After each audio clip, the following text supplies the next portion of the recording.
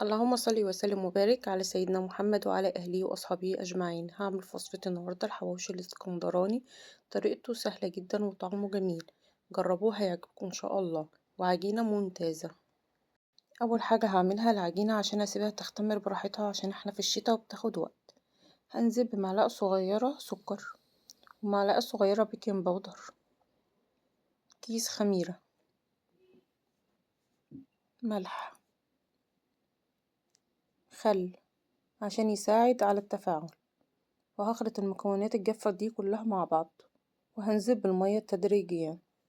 وهنزل هنا بالمية، كيلو دقيق اخد معايا كوبايتين من المية. وطبعا ما تنزليش بالمية على طول علشان كل دقيق وليه سوائل مختلفة عشان العجينة ما تبص منك. وهستمر في العجن. في المرحلة دي بعد العجينة ما اتلمت هنزل عليها بربع كوباية من الزيت، والزيت هنا اختياري بس بيخلي العجينة في حتة تانية. خلاص كده العجينة خلصت معايا، هغطيها تختمر. وغطيها كويس عشان تختمر بسرعة. هعمل هنا اللحمة المفرومة، معايا كيلو ونص من اللحمة المفرومة. بالنسبة للي ما عندهاش عجان او ما بتعرفش تعجن، بنعمل ايه؟ بنجيب عيش بلدي وبنحط فيه اللحمة المفرومة. بعد ما بنجهزها بنكون مسخنين الفرن على درجة حرارة عالية، وبنحط اللحمة المفرومة جوه العيش وبندهن الوش بسمنة وبندخله الفرن. ما بياخدش وقت طويل، هي اللحمة بس بتستوي لان العيش معانا مستوي. هنا نزلت بفلفل الوان وبقدونس، وهخلطهم كلهم مع بعض. وهضيف طبعا بصل مفروم. هضيف البهارات ملح فلفل كزبرة قرفة بهارات لحمة او السبع بهارات، وهخلطهم كلهم مع بعض. في المرحلة دي هنزل ببصلتين مبشورين في الكبة، وهنزل باللحمة المفرومة. هفرمها مرة واحدة علشان انا عايزة الخضار يدخل جوه اللحمة.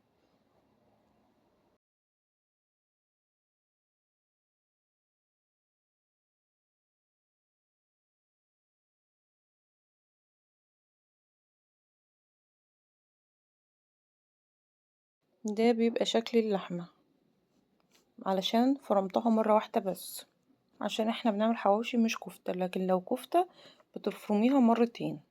خلاص كده اللحمة جاهزة معايا والعجينة جاهزة معايا. بحط على الرخامة رشة من الدقيق. العجينة معايا لينة وجميلة، شايفينها عاملة ازاي؟ ما شاء الله. هضيفها على الرخامة وهقطعها كور قد البرتقانية.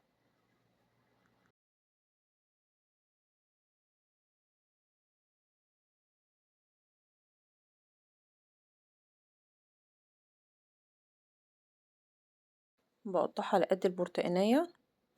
والطبق معايا بيكون رشها دقيق بالمنظر اللي حضراتكم شايفينه. العجينة طبعا لينة وجميلة وهتتقطع معاكي بسرعة.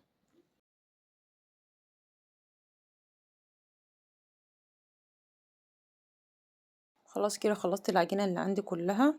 طلعت من كيلو دقيق 17 قطعة. هغطيهم علشان وشهم ما ينشفش.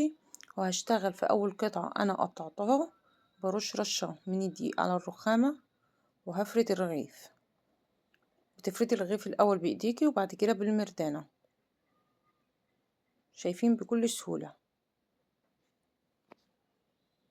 ما ترققيش الرغيف قوي علشان لما يدخل الفرن ما يتقطعش، لان بيختمر تاني في الفرن.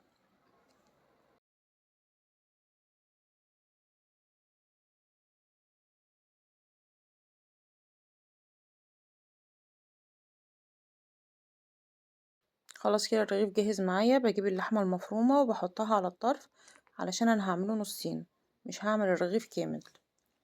وبفردها وبقفل عليها. سهل جدا والله يا جماعة لما تجربوه. طبعا وحاجة نضيفة احنا عاملينها في البيت. وبقفل عليه كويس علشان ما يفتحش في الفرن.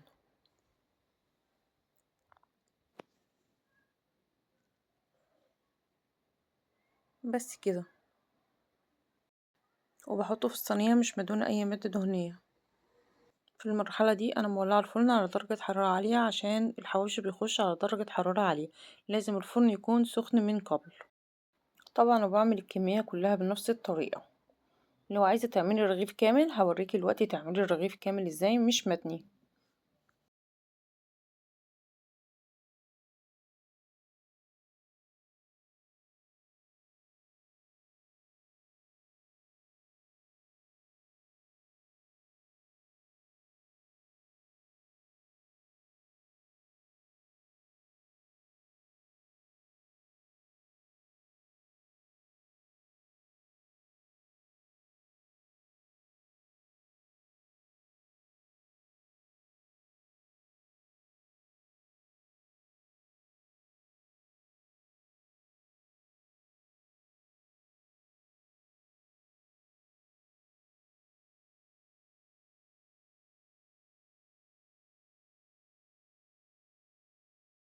دي الكمية اللي انا خلصتها، هدهن وشها بالسمنة.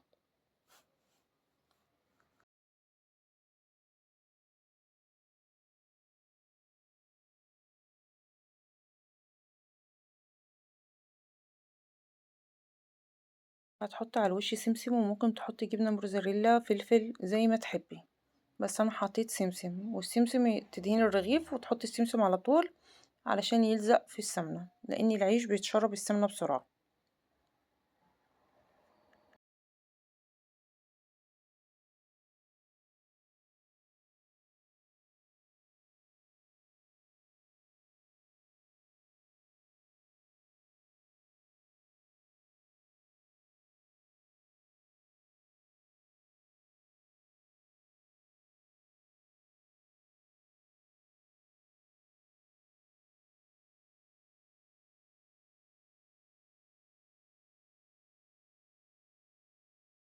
ده شكل معايا اول صينية دهنت عليها السمنة ونزلت عليها بالسمسم، والصينية التانية حطيت عليها حبة البركة.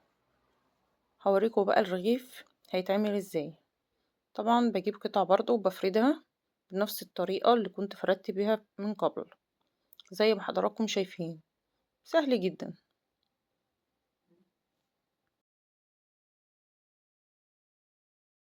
كده تمام. بحط اللحمة المفرومة في النص وبقفل عليها الرغيف، ما بحطش رغيف تاني من فوق عشان انا مش عايزة عيش كتير، انا عايزة اللحمة تبقى اكتر من العيش. بس كده بقفل عليها كويس وبرجع افرده، بس لازم نقفل عليه كويس عشان ما يتفتحش في الفرن.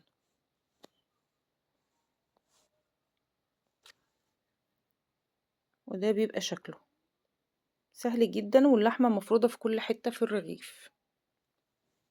ده شكل اول صينية وهي في الفرن، شايفين الجمال. هخرجها واوريكم شكلها عامل ازاي.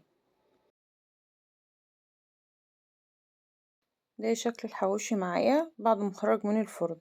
ايه رأيكم؟ ما شاء الله، شايفين الجمال؟ جربوه هيعجبكم ان شاء الله. سهل وبسيط وطعمه جميل جدا، وطبعا حاجة احنا عاملينها في البيت بنظافة ايدينا. ايه رأيكم؟